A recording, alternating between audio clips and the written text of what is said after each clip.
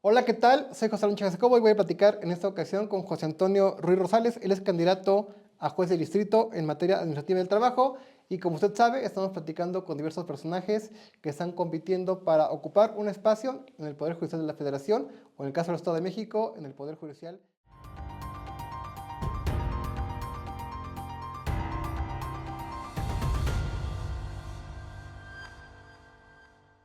José Antonio, pues muchas gracias por permitir platicar contigo y conocer un poco de lo que estás haciendo en este proceso. No, pues muchas gracias a ti, al contrario, José. Es un honor estar aquí y con todo tu público. Te lo agradezco. Oye, un proceso complicado, lo han dicho los propios ciudadanos, los candidatos, los medios de comunicación, un proceso corto en tiempo y pues muy amplio en cuanto a quienes tenemos que hablar para pedir el voto. Primero preguntarte, esta reforma constitucional, tú que eres hecho en el Poder Judicial, ¿tiene sus bondades? ¿Es positiva esta reforma constitucional en materia judicial? Sí, yo creo que tiene sus bondades. Era un reclamo social.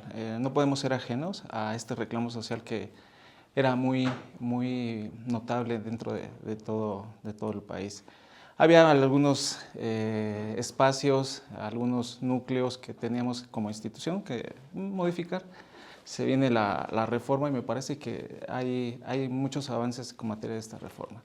Debemos también de tomar las cosas buenas de la reforma.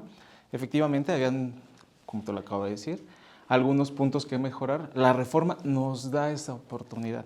Y esa oportunidad es lo que nos tiene ahorita al país en este momento. Y como tal debemos de aprovechar al máximo esta oportunidad. Es algo histórico.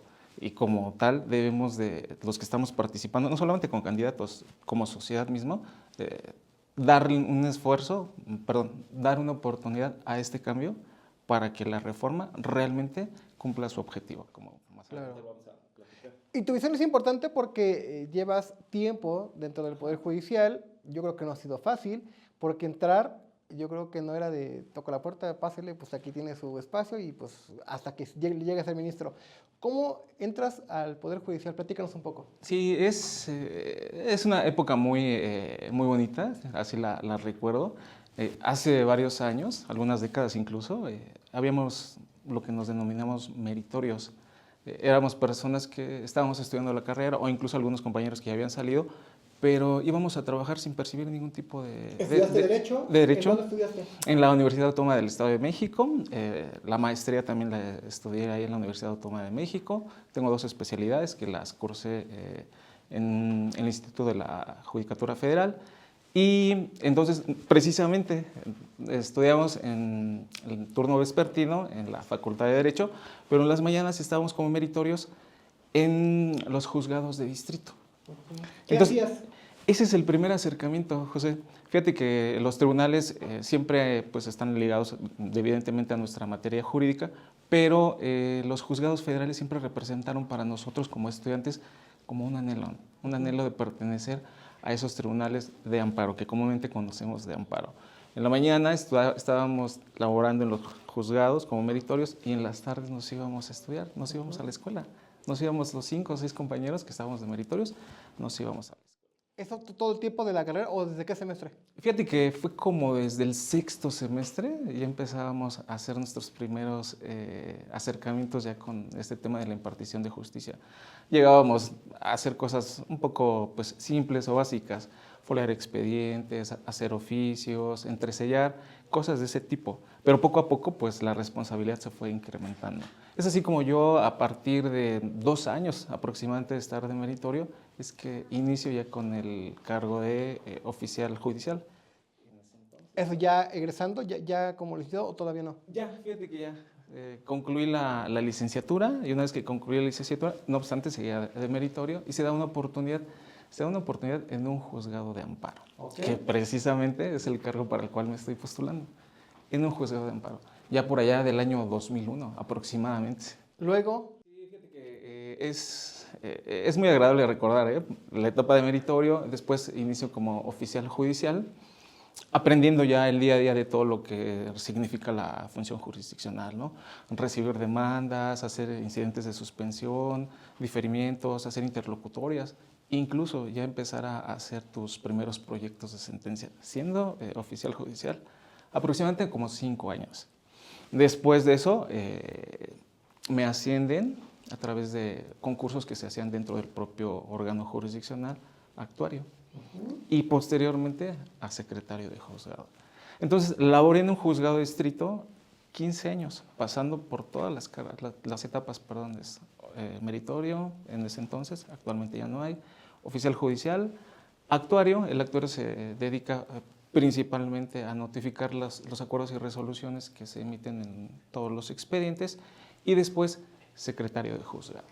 Secretario de juzgado pues ya es una responsabilidad un poco diferente en la medida en que tú ya eres el servidor público que propone un acuerdo, una resolución o una sentencia al juez de distrito. Esa labor la desempeñé en un juzgado de distrito durante 10 años. Entonces, todas las demandas que nos llegaban de todas las materias en ese entonces, pues éramos juzgados mixtos, incluíamos la materia penal, pero te estoy hablando de todas las materias, civil, administrativa, de trabajo, inconstitucionalidad de ley, y también éramos juzgados en materia mercantil ordinarios. Entonces, pues fue una experiencia muy agradable estar en juzgado de distrito aproximadamente 15 años. Después de ese momento muy grato de mi formación en juzgado de distrito, es que se me da una oportunidad para ser secretario de tribunal colegiado, aquí en materia civil, en la ciudad de Toluca. ¿Qué viste en aquellos años? Porque pues la esencia de esta reforma es pues que había vicios, que los juzgados no siempre definían sus sentencias en base a la legalidad, que incluso acusan que a veces se vendían, ¿no? Y tú conoces la narrativa. ¿Qué viste en aquellos años en los que tú tuviste la oportunidad de ver cómo se desarrollaban esos trabajos? Lo acabas de decir de una forma muy clara. Realmente yo lo vi, o sea, lo vi y lo percibí de forma directa. La demanda me llegaba a mí de forma directa, yo la recibía y a los 5 o 10 minutos estaba la persona sentada, como estamos tú y yo, delante de mí, exponiendo el asunto. Me platicaba su asunto, desde luego la escuchaba, como se hace con todas las personas que acuden a un órgano jurisdiccional, la escuchaba de viva voz. Ese era el primer acercamiento que yo tenía con las personas. ¿Conoces historias que también yo creo que desgarradoras? ¿Conoces historias que pues dices, bueno, te mueven como ser humano, pero también tiene que imperar la ley, la legalidad, lo constitucional? ¿Dónde lograr un equilibrio? Porque la narrativa de esta reforma también dice, es que tiene que ser una justicia que atienda a los sectores vulnerables, una justicia más social, con un lado más humano, pero respetando siempre el andamiaje legal. ¿Dónde encontrar un punto medio?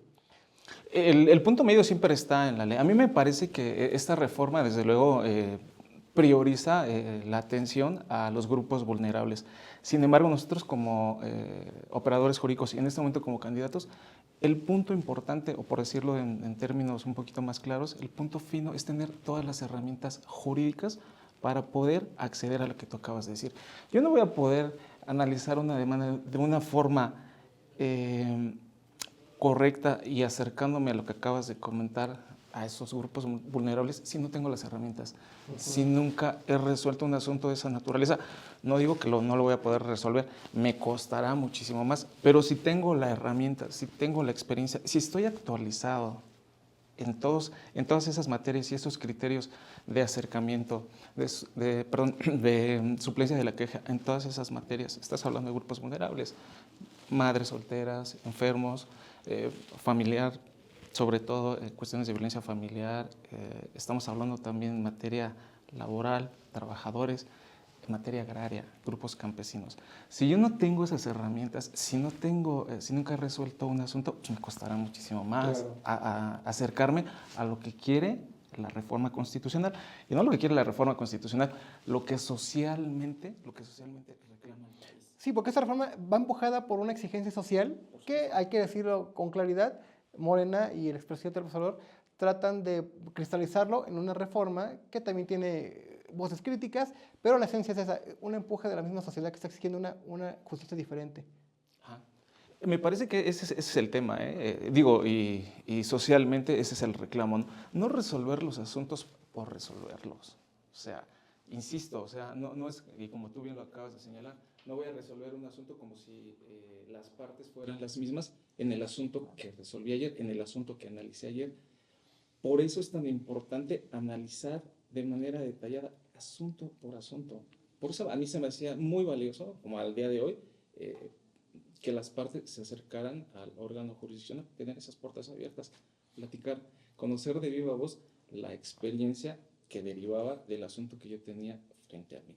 Eso es invaluable, ¿eh? O sea, honestamente, el que las partes se acerquen al órgano jurisdiccional y los escuches de viva voz, eso es parte para ayudarte a analizar el contexto del asunto, no solamente el asunto mismo, es el contexto en el que se desarrolla todo el caso que estás analizando. Entonces, aterrizando el punto que tú me comentas, pero ¿cómo vamos a priorizar esa atención a grupos vulnerables? ¿Cómo es que la reforma se va a materializar? No hay una más que el conocimiento de esos criterios, de esas herramientas jurídicas, no solamente nacionales, sino también internacionales, que me van a ayudar a resolver el asunto con ese reclamo social, con Claro. esa atención a esos grupos vulnerables. Eso también que planteas, que nos cuentas, no es tan fácil porque también la justicia es cara. Si no tienes un buen abogado que te lleve un procedimiento sólido, y tampoco es tan fácil que logres llegar con el juez o en su caso con el magistrado. Eh, no sé si ahora los nuevos juzgadores deban tener una visión más humana para poder abrir la puerta pues a los abogados o a las víctimas o a quienes no exigen justicia. ¿Estás de acuerdo? No era tan fácil llegar con el juez o con un magistrado. Sí, por supuesto. Hace unos instantes te acababa de mencionar esa carrera que desarrollé dentro de un juzgado de distrito, aproximadamente 15 años. Después se me da otra oportunidad de laborar en un tribunal colegiado, un órgano que revisa al juzgado de distrito. Entonces yo tenía una experiencia aproximada de 15 años. El paso lógico en mi carrera era ir a un tribunal colegiado, precisamente para revisar todo lo que se hacía jurídicamente en un juzgado de distrito. Posteriormente yo estoy en un tribunal colegiado y de ahí se me da una oportunidad para ir subiendo también a donde actualmente laboro, que es el Consejo de la Judicatura Federal, principalmente en el área de disciplina. Es ahí en donde aterrizo la pregunta que tú me dices. Uno de los principales reclamos que se hacen en esta área disciplinaria, acotando que en esta área disciplinaria revisamos el actuar de todos los servidores públicos adscritos a órganos jurisdiccionales, de todos, incluidos jueces y magistrados. En el área donde actualmente me desempeño es revisar ese actuar en lo administrativo, desde luego, de todos los servidores públicos, pero particularmente de jueces y magistrados. Y ese es uno de los mayores reclamos, el que tú estás señalando. Oye, quiero acudir ante el juez de distrito, ante cualquier servidor público, pero particularmente jueces y magistrados, y no me atienden, y no me atienden, y no me atienden. Y a mí me parece un tema prioritario, lo acabas de señalar. ¿Cómo es posible que el ciudadano no tenga acceso al órgano que va a resolver un asunto? Pero ya no me refiero solamente a resolverlo, sino a que lo escuche. Ese derecho humano de que te escuche el órgano que va a resolver. Sí, porque se sienten inalcanzables, ¿no? Le decía la gente, es que el juez se siente inalcanzable porque es un agente importante dentro del sistema judicial, ¿no? Un juez, un magistrado, más federal, ¿no? Pues poca gente tiene acceso a ellos. Sí, pero todas las personas somos importantes, ¿no? Todas las personas somos importantes. Y a mí me genera mucha empatía ese tema relacionado con la reforma. Que los jueces magistrados tengan esa apertura ante todos los ciudadanos, el que sea que llegue y que el juez o el magistrado tenga las puertas abiertas, como tú lo dices.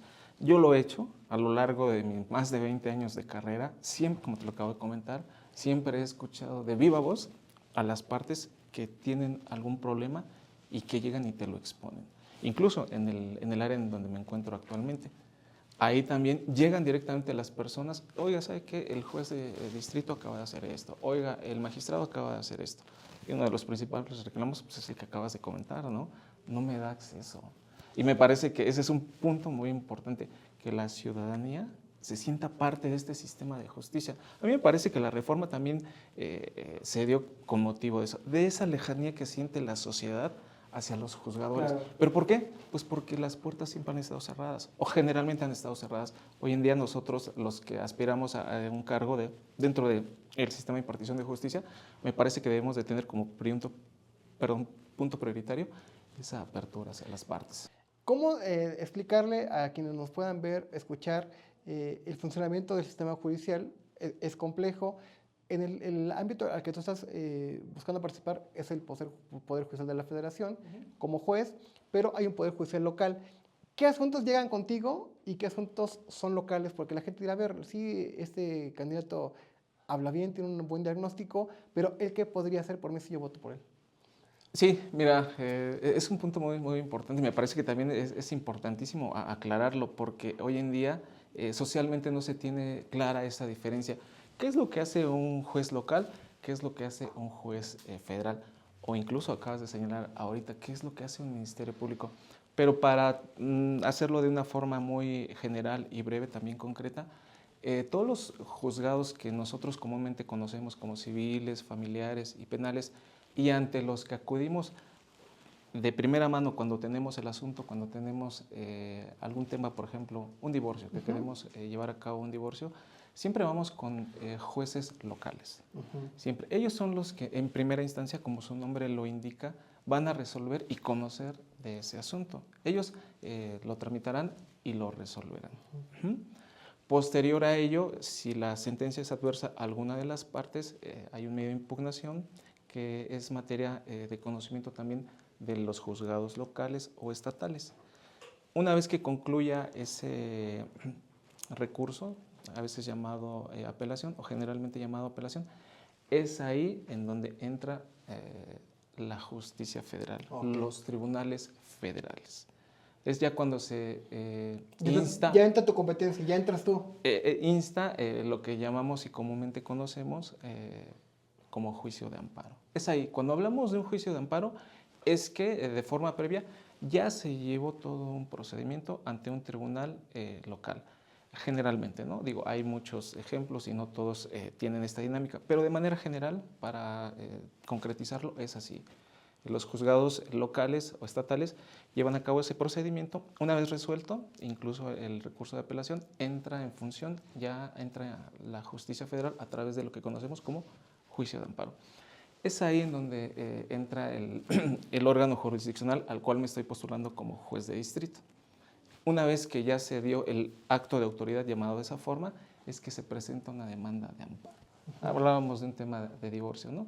Donde ya se resolvió en primera instancia el divorcio, donde ya se interpuso el recurso de apelación y entonces ya se promueve un juicio de amparo y es ahí donde entramos los juzgados y tribunales federales. Ahora, con este contexto, ¿cómo estás desarrollando tu campaña de pedirle el voto a la gente? ¿Qué les estás ofreciendo o cuál es tu planteamiento? Hablas con un mexiquense y dices, a ver, te pido tu voto porque estoy contendiendo para ser juzgado. ¿Y qué te propongo? Sí, de primera mano eso. Lo que estoy haciendo son dos aspectos fundamentales. El primero de ellos es el acercamiento a las personas. Lo he hecho toda mi carrera. Cuando fui actuario también tenía ese acercamiento con todas las personas cuando llevaba a cabo las notificaciones, cuando era secretario en juzgado de distrito, recibía las demandas, escuchaba las partes. Cuando estaba en tribunal colegiado, recibía la demanda de amparo directo, la analizaba, escuchaba las partes. Y ahorita en la Secretaría Ejecutiva de Disciplina es lo mismo. ¿Cuál es? Es el primero de ellos, es el primer mecanismo. Es el acercamiento, José. El acercamiento hacia todas las personas, exponiéndoles, desde luego, que ante mí encontrarán un juez que va a ser eso, cercano a ellos, que va a tener las puertas abiertas para todos los ciudadanos, porque siempre lo he hecho, porque siempre he actuado de esa forma. Entonces, acceder al cargo no va a ser diferente, por el contrario, va a ser aún con mayor apertura, mayor, porque precisamente es uno de los reclamos, el que los jueces tengan esa apertura. El segundo punto es hacerlo a través de las redes sociales. A través de las redes sociales estoy dando a conocer toda mi trayectoria, todo mi perfil, la experiencia con la que cuento, para que las partes tengan a la mano lo que anteriormente no tenemos. Hace rato comentábamos que era algo histórico ese momento, ¿no? Las personas no podían elegir a sus órganos jurisdiccionales en materia de impartición de justicia. Hoy lo pueden hacer. Hoy pueden ver la baraja, José, y ver de los 11 candidatos quién es el que cuenta con trayectoria, quién es el que cuenta con experiencia, quién es el que se ha profesionalizado, el que ha seguido estudiando. Entonces, me parece que es una oportunidad como sociedad de dar el siguiente paso, de democratizar la justicia. ¿Y qué respuesta has escuchado de las personas con las que has tenido la posibilidad de invitarlos a que te valoren como una propuesta contundente para este cargo? ¿Están interesados en el proceso? ¿Qué tipo de justicia o qué propuesta? Porque pues a los políticos dicen yo quiero mejores calles, o al gobernador yo quiero que gobiernes con obras de infraestructura magnas. A un candidato, ¿qué te pide la gente? Bueno, en principio, bueno, no te puedo decir sino lo que yo estoy percibiendo. Piensan que somos políticos, o sea, de primera instancia piensan que estamos contendiendo por otro cargo político, ¿no? Okay. Le digo a las personas con las que me he entrevistado, no es un cargo político, no es un cargo dentro de la Administración de Justicia y me estoy postulando para juez de distrito. Y ahí es muy común la respuesta en todos ellos. No creemos haciendo referencia a los temas políticos, no creemos, siempre nos mienten, ¿no? Siempre solamente quieren nuestro voto. Y nosotros pues tenemos ese primer gran rechazo por parte de la sociedad, o al menos reclamo, por decirlo de esa forma, ese gran reclamo hacia el tema de las elecciones. Nosotros pues vamos como pues abriendo brecha, ¿no? Es el primer proceso electoral de los que siguen y ese es el primer acercamiento, que la sociedad tiene como que esa barrera.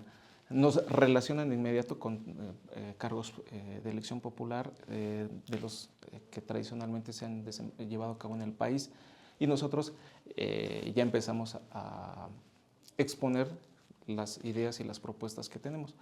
¿Cómo? Pues, le digo, mire, yo me presento, soy José Antonio Ruiz Rosales, candidato a juez de distrito, la boleta amarilla número 35. Exacto, eso te iba a preguntar. ¿Cómo identificar cómo se debe votar por ti? Porque pues hay gente que dice, a ver, pues me van a dar varias boletas, pero ¿cuál es la mejor forma de elegirte? Sí, es un ejercicio que va a representar un reto, como lo es este momento histórico, insisto, en el país, ¿no? Porque va a haber muchas boletas, aproximadamente 10. ¿Cómo me pueden identificar a mí? Dentro de la boleta amarilla, que es para jueces de distrito, ahí con el número 35. Okay. El número 35, boleta amarilla, 35. sí. Va a haber una columna de candidatas, juezas de distrito, y va a haber una columna de jueces de distrito, candidatos hombres. Estoy en el número 35. En el espacio que tú estás buscando, ¿cuántos aspirantes hay? Somos 11, somos 11 candidatos. 11 candidatos. 11 candidatos. ¿Y cargos? ¿Cuántos eligen? Dos. Ajá. ¿Qué decirle a los mexiquenses que no y pues a los habitantes que no tengas posibilidad de saludar, que por qué tú eres la mejor opción? Sí, haré un gran esfuerzo por recorrer, como ya lo he hecho en semanas previas, de llegar a todos los municipios a los cuales el INE me asignó. En esos municipios, a las personas que no me conocen, les pido el voto, les solicito el voto, porque en mí encontrarán una persona con amplia experiencia, pero no solamente con experiencia, además con esa sensibilidad de conocer realmente todos los problemas que se dan en este tipo de juzgados. Además, siempre encontrarán las puertas abiertas para ello y como punto también trascendental de este momento que vive el país, que se lleve a cabo este ejercicio con los mejores perfiles. Me parece que los perfiles que todos los ciudadanos tienen, el mío es el que mejor representa este nuevo momento para que el país tenga un cambio y ese cambio se puede dar con los servidores públicos que representamos, insisto, los mejores perfiles para este momento de transición en el país. Finalmente, hay opiniones obviamente negativas de este proceso. Hay partidos políticos, gente que considera que este proceso es un fracaso y que pues, la gente no va a acudir a las urnas. ¿Qué decirles también? Pues también hay que responder y darle una salida a quienes no consideran que sea un proceso adecuado y personajes como tú piensan lo contrario, ¿no? Sí, a mí me parece que es un poco anticipado esa calificativa. Recordemos que históricamente el país ya tuvo también un cambio en el sistema de impartición de justicia en materia penal. Inició desde el 2018, se materializó hasta el 2016. De 2016 al día de hoy Son casi 10 años en los que se ha llevado a cabo este nuevo sistema de impartición de justicia en materia penal. A mí me parece que tiene unos resultados muy gratos para toda la sociedad mexicana. Se han vuelto procesos más ágiles, más eficientes y sobre todo más cercanos a la ciudadanía. Entonces, si un procedimiento del calado del que ahorita estamos teniendo sobre la mesa lleva aproximadamente 20 años, entonces pensar que va a ser un fracaso sin siquiera haber arrancado me parece una opinión anticipada, porque debemos de darle oportunidad, pero no solamente al sistema ni a los candidatos, sino a nosotros mismos como sociedad, dar esa pauta para que el país tenga una mejor impartición de justicia y no condenarla al fracaso desde este momento. Entonces, yo lo que sí propondría sería esforcémonos todos como sociedad para que esto sea un beneficio común, no solamente ni siquiera del Estado de México, del país mismo y en el último de los casos, de la sociedad. Pues te agradezco mucho la conversación. No, gracias a ti, José, y un saludo. Ya saben, este 1 de junio voten por mí, José Antonio Ruiz Rosales, candidato a juez de distrito en materia administrativa y de trabajo en el Estado de México, boleta amarilla número 35. Gracias. Pues muchas gracias y hasta la próxima.